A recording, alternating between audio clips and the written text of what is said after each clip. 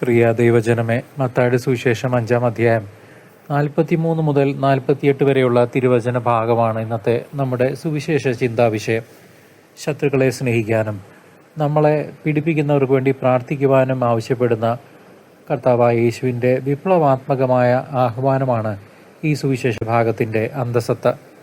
നമ്മെ സ്നേഹിക്കുന്നവരെ തിരിച്ചു സ്നേഹിക്കുന്നത് സ്വാഭാവികമായ മാനുഷിക നീതി മാത്രമാണെന്നും എന്നാൽ ശത്രുവിനോട് കരുണ കാണിക്കുന്നത് ദൈവിക പുണ്യമാണെന്നും മിശിഹ ഇത്തരണത്തിൽ നമ്മെ ഓരോരുത്തരെയും ഓർമ്മിപ്പിക്കുന്നു. തിന്മയെ തിന്മ കൊണ്ട് നേരിടുന്നതിന് പകരം സ്നേഹം കൊണ്ട് കീഴടക്കാൻ ക്രിസ്ത്യാനി വിളിക്കപ്പെട്ടിരിക്കുന്നു.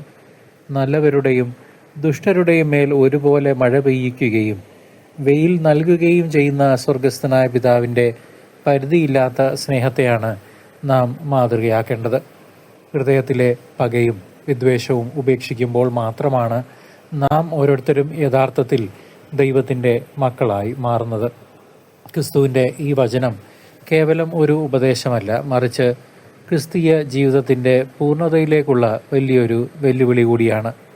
നിങ്ങളുടെ സ്വർഗസ്ഥനായ പിതാവ് പരിപൂർണനായിരിക്കുന്നത് പോലെ നിങ്ങളും പരിപൂർണരായിരിക്കുവിൻ എന്ന വാക്യം നമ്മെ വിശുദ്ധിയിലേക്ക് ക്ഷണിക്കുന്നു. മറ്റുള്ളവരുടെ വീഴ്ചകളെ ക്ഷമയോടെ സ്വീകരിക്കാനും അവരോട് ആർദ്രത കാണിക്കാനും നമുക്ക് സാധിക്കണം. സങ്കുചിതമായ ചിന്താഗതികളിൽ നിന്നും സ്വാർത്ഥതയിൽ നിന്നും പുറത്തു വന്ന് എല്ലാവരെയും ഉൾക്കൊള്ളുന്ന ഒരു ഹൃദയം നാം ഓരോരുത്തരും സ്വന്തമാക്കണം. കർത്താവായ യേശു കുരിശിൽ തൂങ്ങിക്കിടന്നുകൊണ്ട് തൻ്റെ ശത്രുക്കൾക്കായി പ്രാർത്ഥിച്ചത് നമ്മുടെ ജീവിതത്തിലെ പ്രായോഗിക പാഠം ആക്കി നാം ഓരോരുത്തരും മാറ്റണം. ഒരു ക്രിസ്ത്യാനിയുടെ അടയാളം അവൻ എത്രമാത്രം സ്നേഹിക്കുന്നു എന്നതിലാണ് അടങ്ങിയിരിക്കുന്നത്. പകയും പ്രതികാരവും നമ്മുടെ ആത്മീയ ചൈതന്യത്തെ നശിപ്പിക്കുമ്പോൾ ക്ഷമയും സഹിഷ്ണുതയും നമ്മെ ദൈവത്തോട് കൂടുതൽ അടുപ്പിക്കുന്നു. ഈ വചനഭാഗത്തിലൂടെ ലഭിക്കുന്ന വെളിച്ചം നമ്മുടെ ശത്രുക്കളെ ഇല്ലാതാക്കി സ്നേഹത്തിൻ്റെ പുതിയ ലോകം പണിയാൻ നമ്മെ ഓരോരുത്തരെയും സഹായിക്കട്ടെ.